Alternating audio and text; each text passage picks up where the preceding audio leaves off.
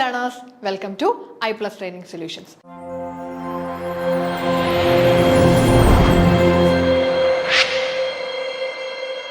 ഇപ്പോൾ നമ്മളുടെ Kerala financial corporation assistant എക്സാമിന്റെ കൺഫർമേഷൻ വന്നു കഴിഞ്ഞു. അപ്പോൾ നമുക്ക് കുറച്ച് പ്രീവിയസ് ഇയർ ക്വസ്റ്റ്യൻസ് ഒന്ന് നോക്കി പോകാം അല്ലേ. സോ ഈ ഒരു എക്സാമിന്റെ ടെൻറ്റേറ്റീവ് സിലബസ് നമ്മൾ അപ്ലോഡ് ചെയ്തിട്ടുണ്ട് വീഡിയോസിൽ. സോ ഈ ഒരു നമുക്ക് ഒറിജിനൽ സിലബസ് വരുമ്പോൾ ചെറിയ മാറ്റങ്ങൾ ഉണ്ടാകാൻ സാധ്യതയുണ്ട്. എന്നാലും നമ്മളുടെ ആ ഒരു നമുക്ക് ഈ ഒരു ക്വസ്റ്റ്യൻസ് പ്രീവിയസ് ഇയറിലെ ക്വസ്റ്റ്യൻ പാറ്റേൺ പ്രകാരമുള്ളൊരു ടെൻറ്റേറ്റീവ് സിലബസ് അനുസരിച്ചിട്ടാണ് നമ്മളിപ്പോൾ ഈ ഒരു ക്വസ്റ്റ്യൻ ഡിസ്കഷൻ ഒക്കെ നടത്തുന്നത്. അപ്പോൾ ഈ ഒരു സിലബസ് കൃത്യമായിട്ടൊന്ന് നോക്കിക്കോളുക. സിലബസ് അനുസരിച്ചിട്ട് കൃത്യമായിട്ട് പഠനം സ്റ്റാർട്ട് ചെയ്യുക. നമുക്കിനിയും വളരെ കുറച്ച് ടൈം കൂടിയേ, ഒരു 2-2.5 മാസം നമുക്കിനി കിട്ടും അല്ലേ. സോ നമുക്ക് ഈ സിലബസും അടുത്ത് തന്നെ, ഒറിജിനൽ സിലബസ് ഫൈനൽ സിലബസ് അടുത്ത് തന്നെ വരുമെന്ന് പ്രതീക്ഷിക്കാം. അപ്പോൾ നമുക്ക് പ്രീവിയസ് ഇയറിലെ കുറച്ച് ക്വസ്റ്റ്യൻസ് ഒന്ന് നോക്കി പോകാം അല്ലേ. പ്രീവിയസ് ഇയറിലെ കുറച്ചധികം ക്വസ്റ്റ്യൻസ് നമുക്ക് ഇനി ഡിസ്കസ് ചെയ്യാനായിട്ടുണ്ട്. നമുക്കൊരു 10 ക്വസ്റ്റ്യൻസ് ഇന്നത്തെ ക്ലാസ്സിൽ ഒന്ന് ഡിസ്കസ് ചെയ്യാം. ഓക്കെ, സോ നമുക്ക് ഫസ്റ്റ് ക്വസ്റ്റ്യൻ നോക്കാം. Revenue received from sale of goods is treated as an earnings during the period in which, അതായത് നമുക്ക് റവന്യൂ, അതായത് സെയിൽ ഓഫ് ഗുഡ്സിൽ നിന്ന് റവന്യൂ കിട്ടി, സാധനങ്ങൾ വിറ്റിട്ട് നമുക്ക് റവന്യൂ കിട്ടി. ആ കിട്ടിയ റവന്യൂവിനെ നമ്മൾ ഏർണിങ്സ് ആയിട്ട് കാണിക്കുന്നത് എപ്പോഴായിരിക്കും? നമ്മൾ ഗുഡ്സ് വിറ്റ് നമുക്ക് റവന്യൂ കിട്ടുന്നു അല്ലേ. നമ്മൾ ഗുഡ്സ് വിൽക്കുന്നു, ഗുഡ്സ് വിറ്റ് നമുക്ക് കിട്ടുന്ന റവന്യൂ നമ്മളുടെ ബിസിനസിന്റെ ഇൻകം ആയിട്ട് അല്ലെങ്കിൽ ഏർണിംഗ് ആയിട്ട് കാണിക്കുന്നത് എപ്പോഴാണ്? Sale is made, product R manufactured, cash is collected, planning takes place. ഏത് സിറ്റുവേഷനിലായിരിക്കും? നമുക്ക് ഇവിടെ നിങ്ങൾക്ക് കൺഫ്യൂഷൻ വരുന്നത് എയും സിയും ആയിരിക്കും അല്ലെ. സെയിൽ നടക്കുമ്പോഴാണോ? എന്തായാലും പ്രൊഡക്റ്റ് മാനുഫാക്ചർ ചെയ്യുന്ന സമയത്തും പ്ലാനിങ്ങിന്റെ സമയത്തും ഒന്നും നമ്മൾ റവന്യൂ കിട്ടിയതായിട്ട് കാണിക്കില്ലല്ലോ. പിന്നെ എപ്പോഴാ? സെയിൽ നടക്കുമ്പോഴാണോ ക്യാഷ് കിട്ടുമ്പോഴാണോ?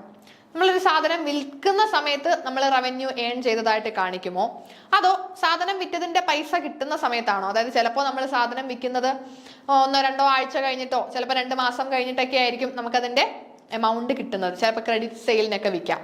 അപ്പൊ ഇങ്ങനെ നമ്മൾ സാധനം വിൽക്കുമ്പോൾ, നമ്മളൊരു പ്രൊഡക്റ്റ് വിൽക്കുമ്പോൾ അതിന്റെ റവന്യൂ നമ്മൾ ഏൺ ചെയ്തതായിട്ട് കാണിക്കുന്നത് ആ സെയിൽ നടക്കുമ്പോഴാണോ അതോ ക്യാഷ് കിട്ടുന്ന സമയത്തായിരിക്കുമോ? വളരെ ബേസിക് ക്വസ്റ്റ്യൻ ആണ് അല്ലെ. നമുക്കറിയാം എപ്പോഴാണ്? സെയില് നടക്കുന്ന സമയത്ത് തന്നെ നമ്മൾ റവന്യൂ കിട്ടിയതായിട്ട് കണക്കാക്കും. ഏത് കോൺസെപ്റ്റ് പ്രകാരമാണ്? Accrual basis of accounting. According to accrual concept. നമ്മുടെ അക്കൗണ്ടിങ്ങിനകത്ത് പല കോൺസെപ്റ്റുകൾ നമ്മൾ പഠിക്കുന്നുണ്ട് അല്ലേ. ഡിഫറെന്റ് അക്കൗണ്ടിങ് കോൺസെപ്റ്റുകൾ നമ്മൾ പഠിക്കുന്നതാണ്. അവിടെ അക്രൂവൽ കോൺസെപ്റ്റിൽ പറയുന്നതാണ്. അക്രൂവൽ കോൺസെപ്റ്റിൽ എന്താ പറയുന്നത്? Revenue is recognised when it is earned. Revenue is recognised when it is earned. Revenue നമ്മൾ റെക്കഗ്നൈസ് ചെയ്യേണ്ടത് ഏൺ ചെയ്യുമ്പോഴാണ്, ക്യാഷ് കിട്ടുമ്പോഴല്ല. നമ്മൾ ഏൺ ചെയ്യുക എന്ന് വെച്ചാൽ കയ്യിൽ പൈസ കിട്ടി എന്നതല്ലല്ലോ ഉദ്ദേശിക്കുന്നത്. ഏൺ ചെയ്യുക എന്ന് വെച്ചാൽ എന്താ? നമ്മളൊരു സാധനം വിറ്റ് കഴിഞ്ഞാൽ നമ്മളുടെ സൈഡിൽ നിന്നുള്ള റെസ്പോൺസിബിലിറ്റി കഴിഞ്ഞു അല്ലേ. അപ്പോൾ നമുക്കിനി പൈസ കിട്ടണം, നമ്മൾ ഏൺ ചെയ്ത് വെച്ചേക്കാണ്. ക്യാഷ് കയ്യിൽ കിട്ടിയില്ലെങ്കിലും നമ്മൾ ആ പ്രൊഡക്റ്റ് വിറ്റു, അതിന്റെ പൈസ നമുക്കിനി കിട്ടാനുണ്ട്, നമ്മൾ ഏൺ ചെയ്തു അല്ലെ. അപ്പൊ അക്രൂവൽ ബേസിസിൽ പറയുന്നത് എന്താ? റവന്യൂ റെക്കഗ്നൈസ് ചെയ്യേണ്ടത് എപ്പോഴാണ്? അത് ഏൺ ചെയ്യുമ്പോഴായിരിക്കണം. അല്ലാതെ ക്യാഷ് ചിലപ്പോൾ 2-3 മാസം കഴിഞ്ഞായിരിക്കും കിട്ടുന്നത്.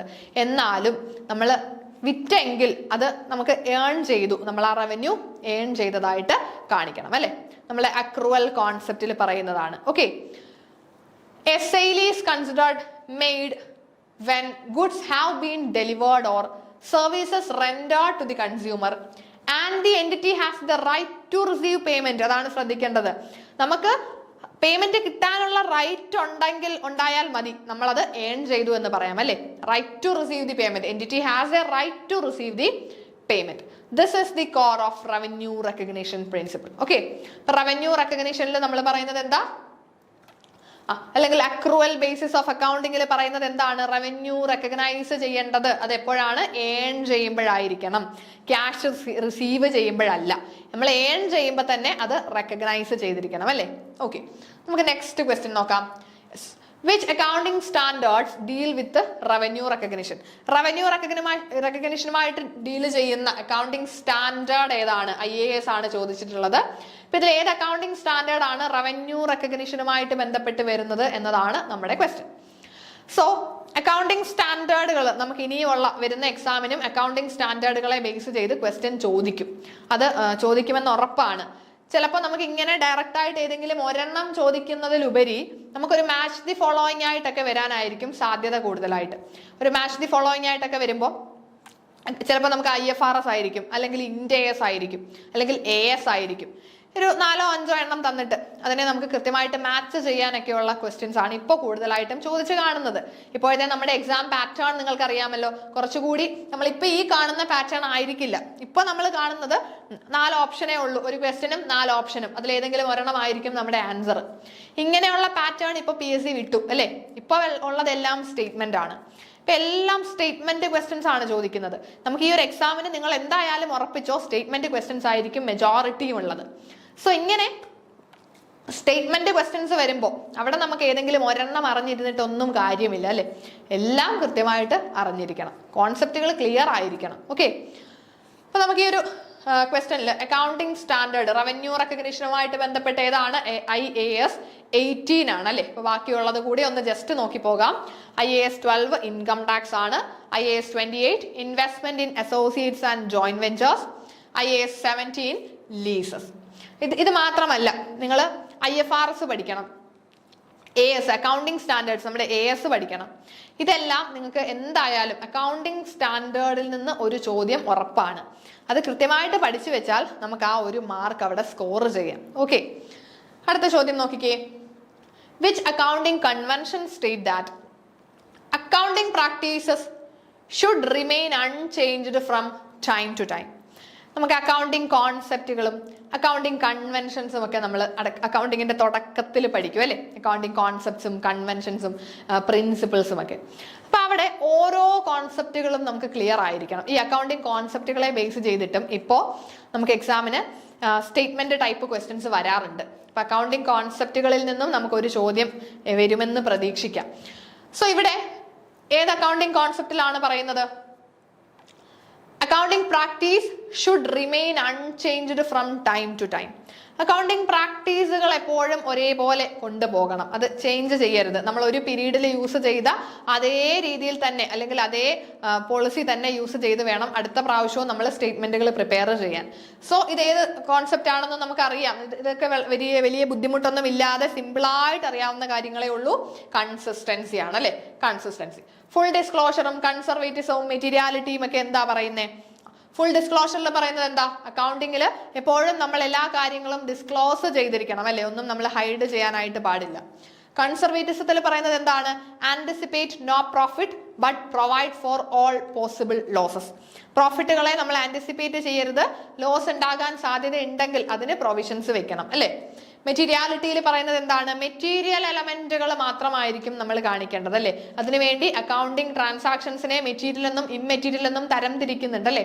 ഓക്കെ, അപ്പൊ ഇവിടെ നമുക്ക് കൺസിസ്റ്റൻസി ആണ്. കൺസിസ്റ്റൻസിയിൽ പറയുന്നത് എന്താണ്? Once an accounting method or principle is adopted, it should be applied consistently from one accounting period to another. This allows for comparability of financial statement over time. Okay. Next question നോക്കാം. Repair incurred before using a second hand van purchased recently. റിപ്പയറുകളെ പറ്റിയിട്ടാണ് അല്ലേ. നമ്മളൊരു capital asset വാങ്ങുമ്പോൾ അതിനെ working കണ്ടീഷനിലേക്ക് ആക്കുന്നത് വരെയുള്ള എല്ലാ എക്സ്പെൻസുകളും എന്ത് തരത്തിലുള്ള എക്സ്പെൻസ് ആയിട്ടാണ് നമ്മൾ കണക്കാക്കുന്നത്? അത് ക്യാപിറ്റൽ എക്സ്പെൻഡിച്ചർ ആയിട്ട് തന്നെ ആയിരിക്കും കണക്കാക്കുന്നത് അല്ലേ. നമ്മളിപ്പോൾ ഒരു മെഷീൻ വാങ്ങി, ഈ മെഷീൻ വാങ്ങി നമ്മളുടെ ഓഫീസിൽ കൊണ്ടുവന്നു, അതിനെ ഇൻസ്റ്റാൾ ചെയ്ത് ഇൻസ്റ്റലേഷൻ കോസ്റ്റ് ഉൾപ്പെടെ എല്ലാ കോസ്റ്റുകളും നമ്മൾ ആ മെഷീന്റെ പ്രൈസിന്റെ കൂടെ കൂട്ടിയിട്ട് അത് നമ്മൾ ബാലൻസ് ഷീറ്റിൽ അസറ്റ് സൈഡിൽ കാണിക്കും അല്ലെ. നമ്മൾ അത് ആ മെഷീന്റെ പ്രൈസിന്റെ കൂടെ കൂട്ടി അതൊരു ക്യാപിറ്റൽ എക്സ്പെൻഡിച്ചർ ആയിട്ട് നമ്മൾ കണക്കാക്കുന്നത് കൊണ്ടല്ലേ. ഒരു അസറ്റ്, ഒരു ഫിക്സഡ് അസറ്റ് വാങ്ങുമ്പോൾ അതിനെ വർക്കിംഗ് കണ്ടീഷനിൽ ആകുന്നത് വരെയുള്ള എല്ലാ എക്സ്പെൻസുകളും ക്യാപിറ്റൽ എക്സ്പെൻഡിച്ചറുകളാണ് എന്ന് നമ്മൾ പഠിച്ചിട്ടുണ്ട്. ഇവിടെ എന്താ ചോദിച്ചിരിക്കുന്നത്? Repair incurred before using A second hand van. Second hand van ആണ്, പക്ഷെ അത് നമ്മൾ യൂസ് ചെയ്യുന്നതിന് മുന്നേ നമുക്കുണ്ടായ റിപ്പയറുകളാണ് അല്ലെ. അപ്പൊ അതെന്തായിരിക്കും? ക്യാപിറ്റൽ എക്സ്പെൻഡിച്ചറുകളാണ്. കാരണം അത് നമ്മൾ യൂസ് ചെയ്യുന്നതിന് മുന്നേ അല്ലെങ്കിൽ അതിനെ വർക്കിംഗ് കണ്ടീഷനിലേക്ക് ആക്കാൻ വേണ്ടി ഉണ്ടാകുന്ന എക്സ്പെൻസുകളാണല്ലോ അല്ലെ. So these are expenditure incurred to acquire an asset or to improve an existing asset, thereby increasing its earning capacity, useful life or efficiency. Capital expenditure benefit future accounting periods. Okay. Next question. State the minimum percentage of profit that has to be transferred to general reserve by a joint stock company if dividend declared is 18%. ഇവിടെ നമ്മുടെ ചോദ്യം എന്താണ്? ഒരു joint stock company dividend declare ചെയ്തത് 18% അവർ dividend declare ചെയ്തത്. അതായത് അവരുടെ ക്യാപിറ്റലിന്റെ 18% dividend ആയിട്ട് ഡിക്ലെയർ ചെയ്തിട്ടുണ്ട്. ക്യാപിറ്റലിന്റെ 18% ഡിവിഡൻഡ് ആയിട്ട് ഡിക്ലെയർ ചെയ്തത്. അങ്ങനെയാണെങ്കിൽ പ്രോഫിറ്റിന്റെ എത്ര പെർസെൻറ്റേജ് ആണ് ജനറൽ റിസർവിലേക്ക് മാറ്റേണ്ടത്? ഇതിന് നമുക്കൊരു റൂൾ ഉണ്ട്. ആ റൂൾ നിങ്ങൾ ആദ്യം പഠിക്കാം. ഓക്കെ, നോക്കിക്കേ. Dividend declared as percentage of paid up capital. Paid up ക്യാപിറ്റലിന്റെ 10% മുതൽ 12.5% വരെയാണ് ഡിവിഡൻഡ് ഡിക്ലെയർ ചെയ്തതെങ്കിൽ, ഒരു കമ്പനി പെയ്ഡ് അപ്പ് ക്യാപിറ്റലിന്റെ 10% മുതൽ 12.5% വരെ ഇതിന്റെ ഇടയിലാണ് ഡിവിഡൻഡ് ഡിക്ലെയർ ചെയ്തതെങ്കിൽ അവരുടെ പ്രോഫിറ്റിന്റെ 2.5% ജനറൽ റിസർവിലേക്ക് ട്രാൻസ്ഫർ ചെയ്യണം. ഓക്കെ, ഈ ഒരു റൂള് നിങ്ങൾ പഠിച്ചു വെക്കണം. ഇനി 12.5% to 15%, അതായത് കമ്പനി ഡിവിഡൻഡ് ഡിക്ലെയർ ചെയ്തത് അവരുടെ പെയ്ഡ് അപ്പ് ക്യാപിറ്റലിന്റെ 12.5 to 15% ഇടയിലാണ് എന്നുണ്ടെങ്കിൽ അവിടെ അവരുടെ കറണ്ട് പ്രോഫിറ്റിന്റെ 5% ജനറൽ റിസർവിലേക്ക് ട്രാൻസ്ഫർ ചെയ്യേണ്ടത്. ഇനി ഡിവിഡൻഡ് ഡിക്ലെയർ ചെയ്തത് 15 to 20%, നമ്മളുടെ പെയ്ഡ് അപ്പ് ക്യാപിറ്റലിന്റെ 15 തൊട്ട് 20% ഇടയിലാണ് ഡിവിഡൻഡ് ഡിക്ലെയർ ചെയ്തതെങ്കിൽ അവിടെ പ്രോഫിറ്റിന്റെ 7.5% ജനറൽ റിസർവിലേക്ക് ട്രാൻസ്ഫർ ചെയ്യണം. ഇനി 20% കൂടുതലാണെങ്കിലോ, അതായത് പെയ്ഡ് അപ്പ് ക്യാപിറ്റലിന്റെ 20%-ലും കൂടുതൽ ഡിവിഡൻഡ് ഡിക്ലെയർ ചെയ്തു എങ്കിൽ പ്രോഫിറ്റിന്റെ 10% ജനറൽ റിസർവിലേക്ക് ട്രാൻസ്ഫർ ചെയ്തിരിക്കണം. ഓക്കെ, ഈ ഒരു റൂള് ആദ്യം പഠിച്ചു വെക്കാം. ഇത് അറിയാമെങ്കിലേ നമുക്ക് ആൻസർ ചെയ്യാനായിട്ട് പറ്റുള്ളൂ, അല്ലെ? സോ നമ്മുടെ ക്വസ്റ്റ്യനിൽ എന്താണ് പറഞ്ഞത്? Okay, minimum percent of profit that has to be transferred to general reserve by a joint stock company if dividend declared is 18%. Company dividend declare ചെയ്തത് പെയ്ഡ് അപ്പ് ക്യാപിറ്റലിന്റെ 18%. ഡിവിഡൻഡ് ഡിക്ലെയർ ചെയ്തത് 18% ആണെങ്കിൽ എത്രയാണ് അവരുടെ പ്രോഫിറ്റിന്റെ എത്ര പെർസെൻറ്റേജ് ആണ് അവരുടെ ജനറൽ റിസർവിലേക്ക് transfer ചെയ്യേണ്ടത്? അപ്പൊ ഇവിടെ പെയ്ഡ് അപ്പ് ക്യാപിറ്റലിന്റെ 18% ഡിവിഡൻഡ് ഡിക്ലെയർ ചെയ്തത്. അതിവിടെ എവിടെയാ വരുന്നേ നോക്കിക്കേ. 18%, 15 to 20% ഈ ഒരു കാറ്റഗറിയിൽ വരും, അല്ലെ? ഈ റേറ്റിൽ വരും. 15 മുതൽ 20% അവര് ഡിവിഡൻഡ് ഡിക്ലെയർ ചെയ്തതെങ്കിൽ 7.5% ജനറൽ റിസർവിലേക്ക് ട്രാൻസ്ഫർ ചെയ്യേണ്ടത്, അല്ലെ? അവര് പ്രോഫിറ്റിന്റെ 7.5% ജനറൽ റിസർവിലേക്ക് ട്രാൻസ്ഫർ ചെയ്തിരിക്കണം. ഓപ്ഷൻ സി ആണ് correct answer. Next question. Income tax paid by a sole proprietor on his business income should be. ഒരു സോൾ പ്രൊപ്രൈറ്റർ ബിസിനസ് ഇൻകത്തിന് ഇൻകം ടാക്സ് കൊടുക്കുന്നു. ഒരു സോൾ പ്രൊപ്രൈറ്റർ അയാളുടെ ബിസിനസ് ഇൻകത്തിന് ഇൻകം ടാക്സ് കൊടുക്കുന്നു, അല്ലെ? ബിസിനസ് ഇൻകത്തിന് ഇൻകം ടാക്സ് കൊടുത്താൽ അത് എന്ത് ചെയ്യണം?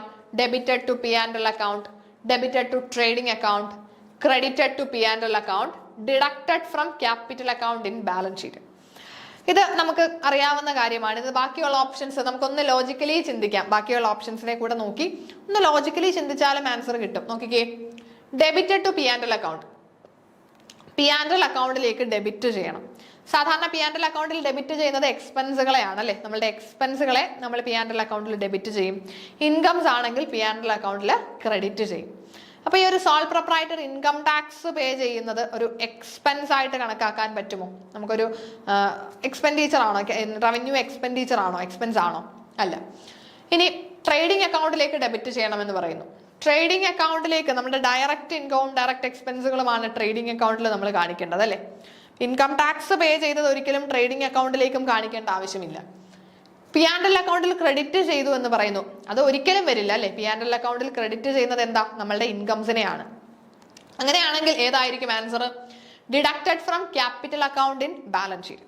ബാലൻസ് ഷീറ്റിൽ ക്യാപിറ്റലിൽ നിന്ന് കുറച്ചായിരിക്കും കാണിക്കുന്നത്. എന്തുകൊണ്ടാണെന്ന് നമുക്ക് നോക്കാം. Income tax paid by a sole proprietor is considered as a personal expense, not a business expense.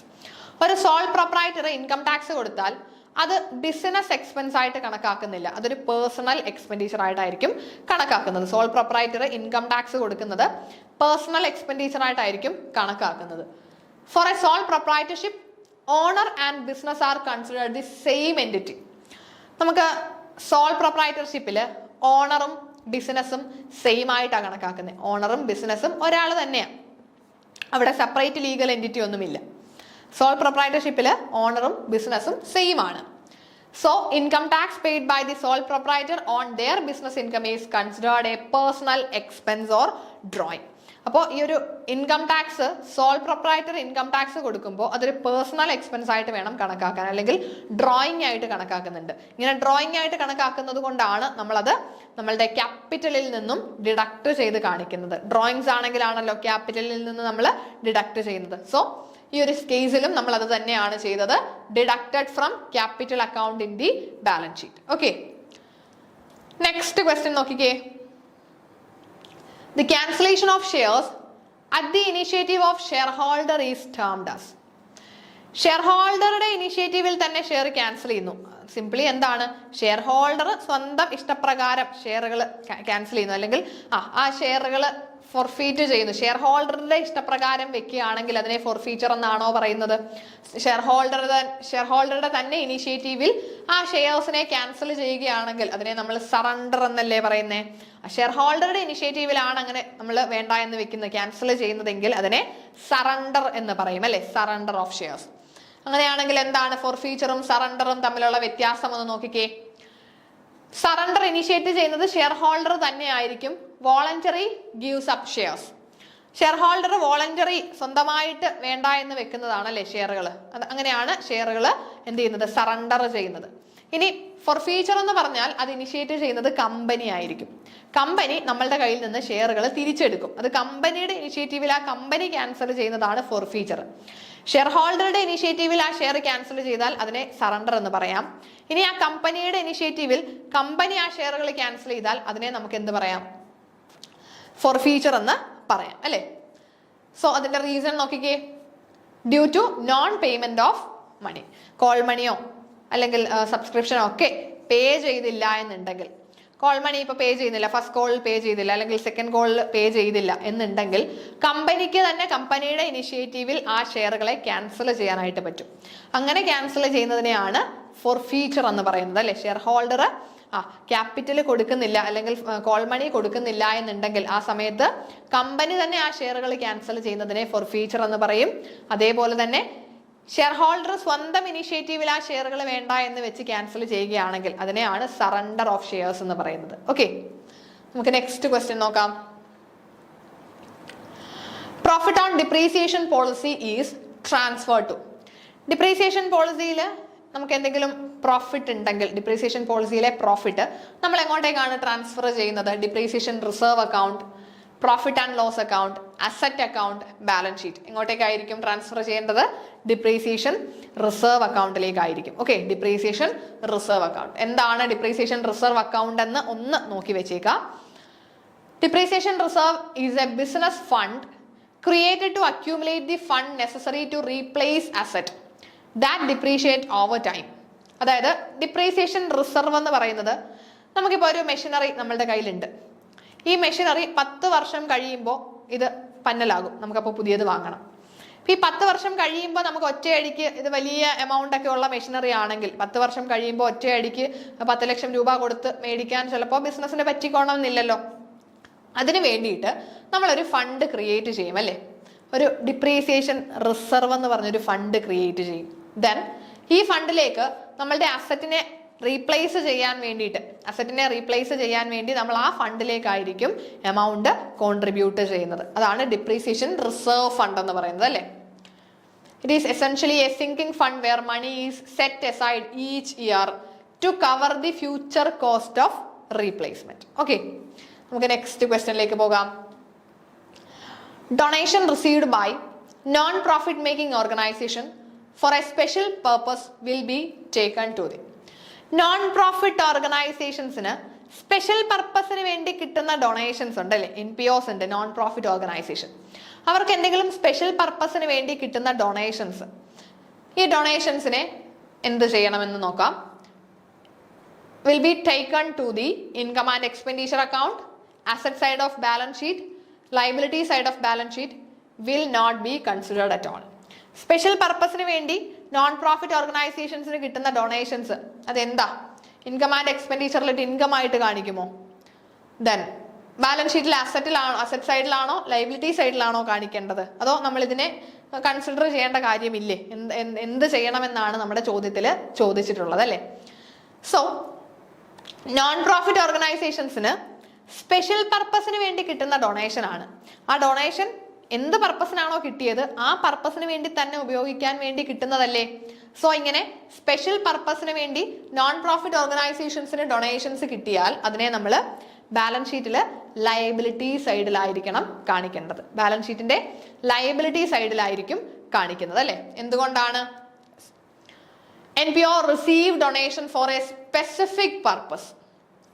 These donations are not general income but must be used only for the intended purpose. ഇപ്പൊ ഇങ്ങനെ കിട്ടുന്ന special പർപ്പസിന് വേണ്ടി കിട്ടുന്ന donations അത് non profit ഓർഗനൈസേഷന്റെ general income അല്ല. കാരണം എന്തുകൊണ്ടാ? അതിനൊരു ഇന്റൻഡഡ് പർപ്പസ് ഉണ്ട്. ആ ഒരു പർപ്പസിന് വേണ്ടി ആ ഇൻകം കിട്ടുന്നത്. അത് നമ്മൾ ആ പർപ്പസിന് വേണ്ടി ഉപയോഗിക്കണം. അത് നമ്മുടെ ഒരു ലയബിലിറ്റി ആണ്. അത് നമ്മൾ ആ പർപ്പസിന് വേണ്ടി ഉപയോഗിക്കുന്നത് വരെ അത് ബിസിനസിന്റെ ഒരു ലയബിലിറ്റി ആണ് അല്ലേ. സോ എക്സാമ്പിൾ നമുക്ക് നോക്കാം. Building fund, sports fund, scholarship fund, ഇങ്ങനെ പല ഫണ്ടുകൾ കിട്ടും. നോൺ പ്രോഫിറ്റ് ഓർഗനൈസേഷൻസിന് ഇങ്ങനെ പല സ്പെസിഫിക് ആക്ടിവിറ്റീസിന് വേണ്ടിയിട്ട് പല ഫണ്ടുകൾ കിട്ടാറുണ്ട്. സോ ഈ ഫണ്ടുകളെ എപ്പോഴും അവരുടെ ലയബിലിറ്റി ആയിട്ടായിരിക്കും കണക്കാക്കുന്നത്. കാരണം അത് ആ സ്പെഷ്യൽ പർപ്പസിന് വേണ്ടി ഉപയോഗിക്കാൻ വെച്ചേക്കുമല്ലേ. Until they are utilized, they are shown as a liability because the organization is obligated to use them only for the purpose specified by the donor. അപ്പോൾ നമ്മൾ ആ ഒരു പർപ്പസിന് വേണ്ടി യൂട്ടിലൈസ് ചെയ്യുന്നത് വരെ നമ്മൾ അതിനെ ഒരു ലയബിലിറ്റി ആയിട്ട് കണക്കാക്കും അല്ലേ. കാരണം എന്തുകൊണ്ടാ?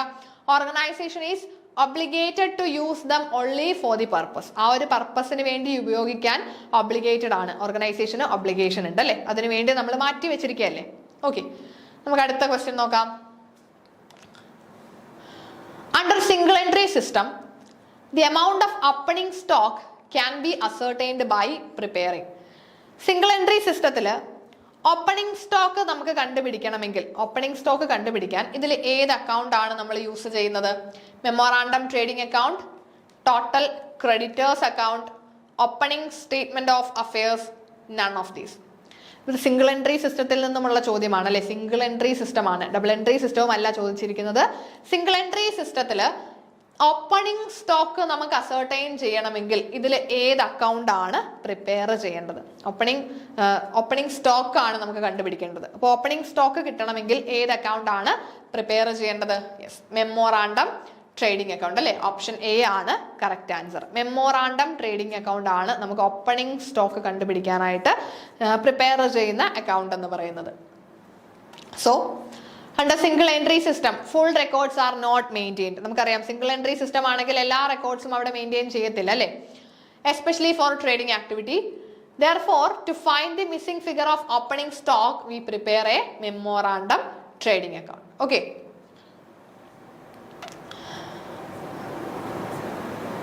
ഓക്കെ, അപ്പൊ ഇത്രയും ക്വസ്റ്റ്യൻസ്, ഒരു 10 ക്വസ്റ്റ്യൻസോളം നമ്മൾ ഡിസ്കസ് ചെയ്ത് കഴിഞ്ഞു അല്ലേ. ഇത് കുറച്ചധികം ക്വസ്റ്റ്യൻസ് ഇനിയും നമുക്ക് ഡിസ്കസ് ചെയ്യാനായിട്ടുണ്ട്. നെക്സ്റ്റ് ക്ലാസ്സുകളിലായിട്ട്, നെക്സ്റ്റ് വീഡിയോസിലായിട്ട് നമുക്ക് ബാലൻസ് ക്വസ്റ്റ്യൻസ് കൂടെ ഡിസ്കസ് ചെയ്ത് പോകാം. സോ ഈ ഒരു ക്ലാസ്സിൽ നിങ്ങൾക്ക് കുറച്ചെങ്കിലും കാര്യങ്ങൾ വ്യക്തമായി എന്ന് വിശ്വസിക്കുന്നു. അപ്പം നമുക്ക് ഒന്ന് നോക്കി പോകാം അല്ലേ. ഫസ്റ്റ് നമ്മൾ പറഞ്ഞത് റവന്യൂ റെക്കഗ്നിഷൻ പ്രിൻസിപ്പിളിനെ പറ്റിയിട്ടാണ്. ഇത് നമ്മുടെ അക്കൗണ്ടിങ്ങിൽ നിന്നുമുള്ള ചോദ്യമാണ് അല്ലേ. റവന്യൂ റെക്കഗ്നിഷൻ പ്രിൻസിപ്പിൾ ആണ്. റവന്യൂ റെക്കഗ്നൈസ് ചെയ്യേണ്ടത് എപ്പോഴാണ്? നമ്മളത് ഏൺ ചെയ്യുമ്പോൾ തന്നെയാണ്, അല്ലാതെ നമുക്ക് ആ പൈസ കയ്യിൽ കിട്ടുമ്പോഴല്ല, ക്യാഷ് റിസീവ് ചെയ്യുമ്പോഴല്ല. അതാണ് നമ്മൾ ഫസ്റ്റ് പറഞ്ഞത്. പിന്നെ അക്കൗണ്ടിങ് സ്റ്റാൻഡേർഡുകളെ പറ്റിയിട്ട് നമ്മൾ പറഞ്ഞു. എപ്പോഴും അക്കൗണ്ടിങ് സ്റ്റാൻഡേർഡ്സ് കൃത്യമായിട്ട് പഠിച്ചു വെക്കണം. അത് എക്സാമിന് ചോദിക്കാൻ ഷുവർ ക്വസ്റ്റ്യൻ ആണ് അക്കൗണ്ടിങ് സ്റ്റാൻഡേർഡ് എന്ന് പറയുന്നത്.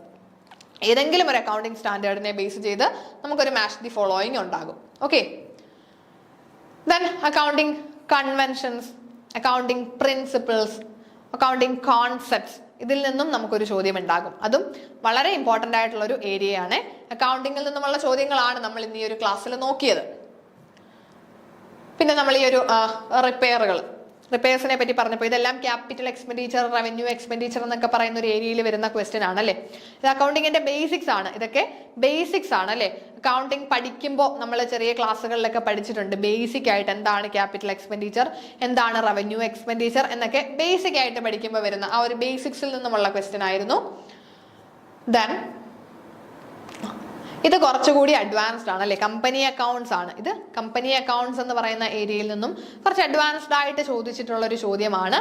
ഇതൊക്കെ നമ്മൾ കൃത്യമായിട്ട് ഈ റൂളുകൾ ഇങ്ങനെ തന്നെ പഠിച്ചു വെച്ചാലേ നമുക്ക് ആൻസർ ചെയ്യാനായിട്ട് പറ്റുള്ളൂ. ദെൻ സോൾ പ്രൊപ്രൈറ്റർഷിപ്പ്, പാർട്ട്ണർഷിപ്പ്, ഇതൊക്കെ നമുക്ക് പഠിച്ചു വെക്കേണ്ട ഏരിയാസ് ആണ്. സോൾ പ്രൊപ്രൈറ്റർഷിപ്പും പാർട്ട്ണർഷിപ്പും കമ്പനി അക്കൗണ്ട്സും ഒക്കെ കൃത്യമായിട്ട് പഠിച്ചു വെക്കണം.